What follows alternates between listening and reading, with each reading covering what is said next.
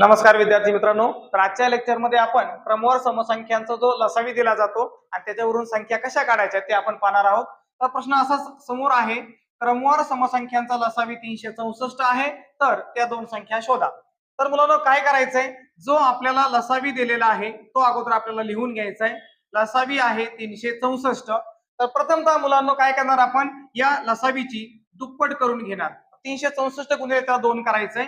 बेचोक 8, बेसख 12, हातचाला 1 आणि बेत्रिक 6 आणि हातचा आलेला 1 म्हणजे किती झालं मुलांनो, 728. म्हणजे त्याची दुप्पट आपल्याला 728 मिळाली मुलांनो.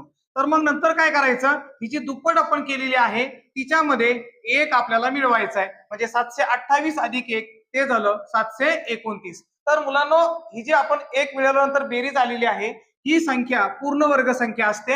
म्हणजे ही कुठल्या तरी पूर्णांक संख्येचा वर्ग असते. तर मग काय करायचं, 729 कोणाचा वर्ग आहे मुलांनो, तो 27चा वर्ग आहे. त्यासाठी आपल्याला काही वर्ग पाठ असणं आवश्यक आहे.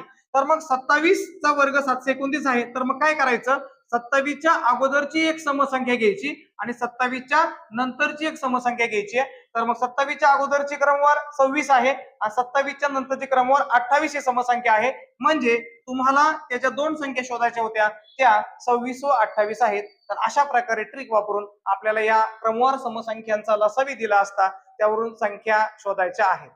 धन्यवाद.